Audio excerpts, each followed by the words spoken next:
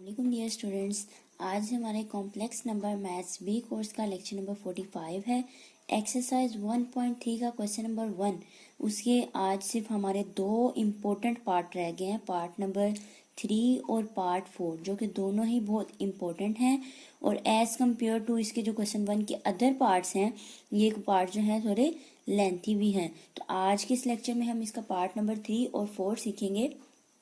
इसकी स्टेटमेंट पढ़ती हूँ मैं। Show that e raise ji is equal to 1 if and only if z is an integral multiple of 2 pi. तो यहाँ पे student necessary and sufficient condition है हमारे पास। इट मीन्स हमें इस क्वेश्चन को फॉरवर्ड और रिवर्स दोनों डायरेक्शन में प्रूव करना होगा।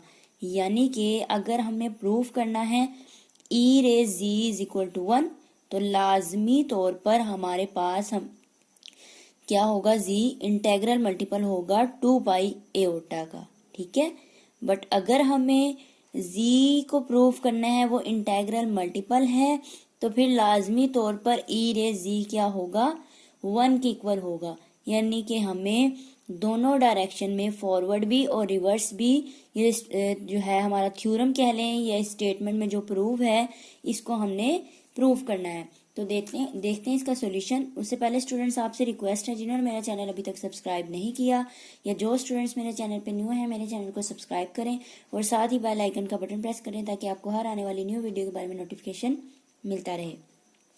तो सॉल्यूशन स्टार्ट करते हैं। सबसे पहले तो हम फर्स्ट कर लेंगे हमारे पास जी क्या है। लेट करेंगे जी है एक कॉम्प्लेक्स नंबर जो कि इक्वल है x प्लस एओटा वाई के, और इसको हम इक्वेशन का नाम दे देते हैं इक्वेशन सी। जी बराबर है x प्लस एओटा वाई, और ये होगी हमारी इक्वेशन सी। अब हम सबसे पहले प्रूव करते हैं। To prove z is an integral multiple of 2 pi iota. ठीक है, ये हम सेकंड हिस्सा जो है इस क्वेश्चन का वो प्रूव करने जा रहे हैं। इसको प्रूव करने के लिए हम सपोज फिर क्या कर लेते हैं, we suppose e raise ji is equal to 1, कि ई रेज जी जो है वो फिर 1 के बराबर है।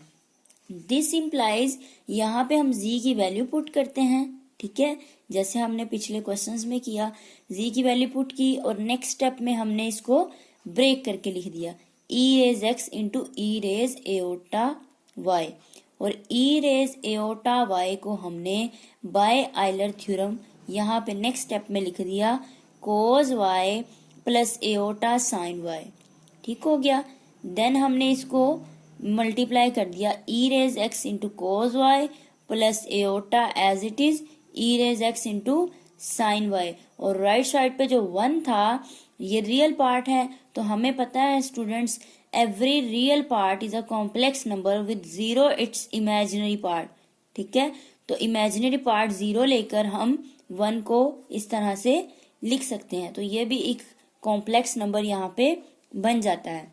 नाउ हम क्या करेंगे, चूंकि दोनों तरफ बोथ साइड रियल और इमेजिनरी पार्ट हैं, दोनों हमारी साइड पे कॉम्प्लेक्स नंबर है, अब हम इनको कंपेयर कर लेते हैं। Comparing real and imaginary parts. ठीक है, e raise x into cos x is equal to 1, ये हो गया हमारा रियल पार्ट। इसको हमने कह दिया इक्वेशन ए है।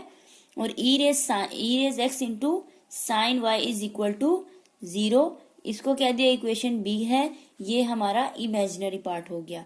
अब हमें पता है ई रेज एक्स नेवर 0, ये हमने प्रूव भी किया है और यहाँ से हमें अंडरस्टूड है कि ई रेज एक्स 0 नहीं हो सकता। तो डेफिनेटली फिर 0 क्या होगा, साइन वाई। यहाँ पे जो साइन वाई है ये 0 के बराबर होगा। यहाँ से हम y की वैल्यू निकालेंगे। ठीक है, बेसिकली स्टूडेंट्स हम क्या करना चाह रहे हैं, हमने यहाँ पे z को प्रूव करना है। z इंटेग्रल मल्टीपल है ऑफ 2 पाई एओटा का। ठीक है, तो z किसके बराबर था, x प्लस एओटा वाई। तो z की वैल्यू कब आएगी हमारे पास, जब हम x और y को फाइंड आउट करेंगे। ठीक है, तो देखेंगे हम अभी प्रूव में कि x यहाँ पे लाजमी तौर पर 0 आएगा और y जो है हमारा इंटेग्रल मल्टीपल होगा 2 पाई एओटा की। तो देन हमारे पास जो हमने प्रूव करना था वो प्रूव हो जाता है। तो इट मीन्स हमें अभी हमारा जो है काम इतना है कि एक्स और वाई की वैल्यू फाइंड आउट करनी है। तो वो किस तरह से करनी है, ये स्टेप आप देख ही रहे हैं। तो देखें, y बराबर आ जाएगा, फिर साइन दूसरी तरफ जाएगा, साइन इनवर्स 0, और साइन इनवर्स कैलकुलेटर पे चेक करें आप तो 0 कहाँ पे होता है, n पाई पे। ठीक है, n यहाँ पे कुछ भी लें, n पाई पे इन जनरल हम बात कर रहे हैं, साइन इनवर्स 0 n पाई पे होता है। इसको हम कह देते हैं हमारी इक्वेशन 1 है। अब नेक्स्ट स्टेप में हम स्टूडेंट्स क्या करेंगे, पुट कर देते हैं y की वैल्यू। y जो है, y बराबर है n pi in equation a। हमारी जो इक्वेशन a थी उसमें y की वैल्यू हम क्या करते हैं, पुट कर देते हैं। तो e रेज x कोज, ये इक्वेशन a थी ना रियल पार्ट वाली, तो यहाँ पे y की जगह हमने n पाई पुट कर दिया, और हमें पता है कोज n पाई पे -1 होता है। ठीक है, -1 की पावर हमने n इसलिए ली है कि कोज n पाई पे +1 भी हो सकता है, -1 भी हो सकता है। तो इसलिए पावर हमने n ले ली कि अगर n हमारे पास कोई ओड नंबर आएगा तो हमारे पास कोज n पाई पे -1 आ जाएगा। अगर कोज n पाई पे +1 होना हुआ तो n लाजमी तौर पर एक इवन नंबर होगा। तो इसलिए -1 की पावर हमने इन जनरल n ले ली है। ठीक है, तो अब सिंस हमें पता है e रेज x तो पॉजिटिव है, ये नेगेटिव नंबर नहीं है। ठीक है, और राइट हैंड साइड जो हमारी है वो भी पॉजिटिव है। ठीक है, 1 जो है एक पॉजिटिव नंबर है, e रेज x भी पॉजिटिव है, तो दोनों इक्वालिटी यहाँ पे कब होल्ड करेगी, इक्वेशन कब सेटिस्फाई होगी, जब ये वाली जो हमारे पास -1 की पावर n है ये भी मस्ट भी क्या हो, पॉजिटिव हो। तो ये कब पॉजिटिव होगा, विच is only possible when n is an even number. जाहिर सी बात है, देखिए e रेज x पॉजिटिव है, राइट साइड भी पॉजिटिव है, तो ये टर्म भी हमारी -1 रेज n ये भी लाजमी तौर पर पॉजिटिव हो, और ये पॉजिटिव तब होगी जब n एक इवन नंबर होगा। तो पॉजिटिव पॉजिटिव ही क्या होते हैं, पॉजिटिव। तो फिर यहाँ पे इक्वालिटी होल्ड करेगी, हमारी इक्वेशन सेटिस्फाई करेगी। तो which is only possible when n is an even number. So we can assume, हम क्या एज्यूम कर सकते हैं कि n क्या है, 2k है, यानी n क्या है, एक इवन नंबर है, और k बिलोंग करता है सेट ऑफ इंटीजर्स में से। तो आप पुट कर देते हैं n की जगह पे 2k, हमारी जो इक्वेशन 1 थी, जो y बराबर है n पाई, इसको इक्वेशन 1 का नाम दिया है ना हमने, तो यहाँ पे हम n की जगह 2k पुट कर देते हैं। तो यहाँ से हमारे पास जो वैल्यू आई y की 2k पाई आ चुकी है। y की वैल्यू फाइंड आउट होगी। अब हमें x की वैल्यू निकालनी है, तो x की वैल्यू निकालने के लिए हम क्या करेंगे, अब इस y को पुट कर देते हैं।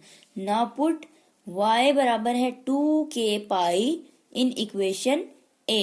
तो e रेज x कोस y की जगह 2k pi is equal to 1। तो कोस 2k पाई पे +1 होता है। ये आप कैलकुलेटर पे भी चेक करेंगे, इन जनरल है, ये आप लोगों को याद रखना होगा। ठीक है, तो कोस 2k पाई पे +1 होता है। तो it means e raise x is equal to 1। अब 1 की जगह पे हम e रेज 0 भी तो लिख सकते हैं। कैसे, क्योंकि कोई भी नंबर है उसकी पावर हम 0 लेते हैं तो लाजमी तौर पर 1 के इक्वल आएगा। तो इसलिए हम इस 1 को e रेज 0 भी लिख सकते हैं। यहाँ से फिर e से कैंसिल हो जाता है और x बराबर 0 रह जाता है। तो इस तरह से हमारे पास x की वैल्यू भी आ जाती है। तो स्टूडेंट्स, ये क्वेश्चन लेंथी है, इससे घबराना नहीं है।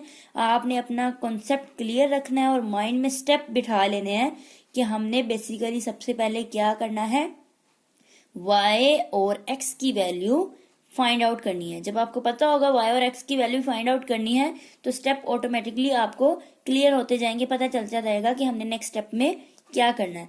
अब y और x की वैल्यू आ गई तो सिंपली z के अंदर वैल्यू इसकी पुट कर देते हैं। z क्या था, इक्वेशन c थी, तो substituting values of x and y in equation c। तो इक्वेशन c हमारी कौन सी है, z बराबर है x प्लस एओटा y, जो हमने स्टार्ट में ही लट की थी। तो x आ गया 0, iota as it is, y की वैल्यू 2k पाई, तो यहाँ से k हम सेपरेट कर लेते हैं इंटू 2 पाई एओटा। तो ये चीज हमने प्रूव करनी थी कि कि z जो है हमारा इंटेग्रल मल्टीपल है ऑफ 2 पाई एओटा का। तो देखिए 2 पाई एओटा आ गया और k क्या है इसका, एक इंटेग्रल मल्टीपल है। तो यहाँ पे एक हिस्सा जो है क्वेश्चन का प्रूव हो जाता है। यही लेंथी था, दूसरा बहुत छोटा सा है, देखेंगे आप अभी। अब हम इसका दूसरा हिस्सा जो है क्वेश्चन का वो प्रूव करते हैं। That shows z is an integral multiple of 2 pi iota. अब कन्वर्स इसका प्रूव करते हैं। Conversely, to prove that e raised z is equal to 1, we suppose z is an integral multiple of 2 pi aorta। पहले हमने इस z को integral multiple prove किया था और सपोज किया था e raised z बराबर है 1 के। अब e raised z 1 के बराबर है, ये प्रूफ करेंगे। ये सपोज करते हुए कि z क्या है, इंटेग्रल मल्टीपल है 2 पाई एओटा का। तो दैट इज z बराबर है k time 2 pi aorta. This implies, अगर इसको e की पावर में लिखा जाए, e रेज z बराबर है e रेज 2 के पाई एओटा। तो अब यहाँ पे बाय आइलर थ्योरम, ठीक है, चूंकि e रेज एओटा और साथ में जो भी है हमारे बाय आइलर थ्योरम, इसको हम लिख सकते हैं cos 2 के पाई प्लस एओटा साइन 2 के पाई। और यहाँ से हमें पता है कि cos 2 के पाई पे 1 के इक्वल होता है और साइन 2 के पाई पे 0 होता है। इन जनरल है, ठीक है, ये आपने याद रखना है कि साइन 2 के पाई पे 0 होता है हमेशा और cos 1 के इक्वल होता है। तो इस तरह से e रेज z हमारे पास 1 के इक्वल आ जाता है।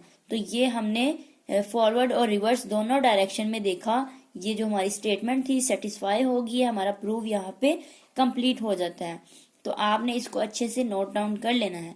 और स्टूडेंट्स, हम देखते हैं अब पार्ट नंबर 4।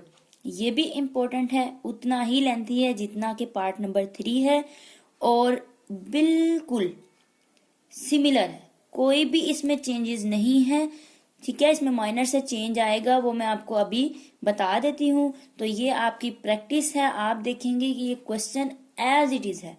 जो चीज हमने क्वेश्चन नंबर 1 के पार्ट 3 में प्रूफ की है, पार्ट 4 में भी हमने बिल्कुल यही चीजें प्रूफ करनी है। कोई वर्डिंग, कोई स्टेप चेंज नहीं है, सिर्फ थोड़ा सा स्टार्ट में चेंज है, ठीक है। वो आपको मैं अभी बता देती हूँ। हम देखते हैं इसकी स्टेटमेंट। सबसे पहले e रेज z1 बराबर है e raise z2 if and only if z1 minus z2 बराबर है 2 k pi iota where k is an integral, ठीक है, k इज एन इंटीजर है, ठीक है।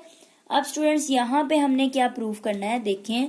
अगर इस चीज को हम इस तरह से लिख दें, यहाँ पे जो है e रेज z1 और ये z2 यहाँ पे अगर मल्टीप्लाई हो रहा है तो दूसरी तरफ आके क्या हो जाएगा, e रेज z2 डिवाइड हो जाएगा। तो राइट साइड पे 1 + 1 रह गया, ठीक है।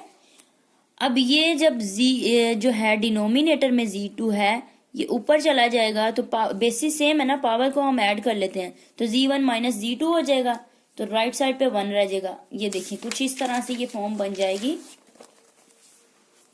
यहाँ पे डिवाइड हो गया, बेसिस सेम है, हमने पावर ऐड कर ली z1 माइनस z2 और राइट हैंड साइड पे हमारे पास 1 रह गया। तो अब यहाँ पे सिंपली हमने z1 माइनस z2 को लेट कर लिया है कि वो z के बराबर है, ठीक है। तो e रेज z बराबर आ गया यहाँ से 1 के।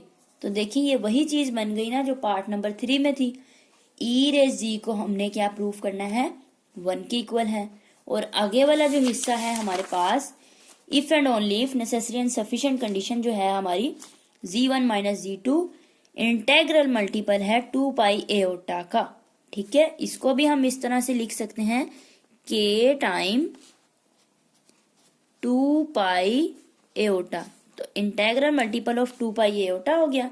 वेयर z1 माइनस z2 हमने सपोज किया हुआ है वो किसके इक्वल है, वो z के इक्वल है। तो देखें बस स्टार्ट में स्टेप जो था वो माइनर सी चेंज थी, बाकी एज इट इज है वही आपने वर्डिंग करनी है, वही सारे एक्सप्रेशन हैं, सारे स्टेप वही हैं और उसी तरह से ही आपने प्रूफ करना है। और लास्ट पे जाके आपने बता देना है कि वेयर जो z हमने सपोज किया हुआ है वो बराबर है z1 माइनस z2 के।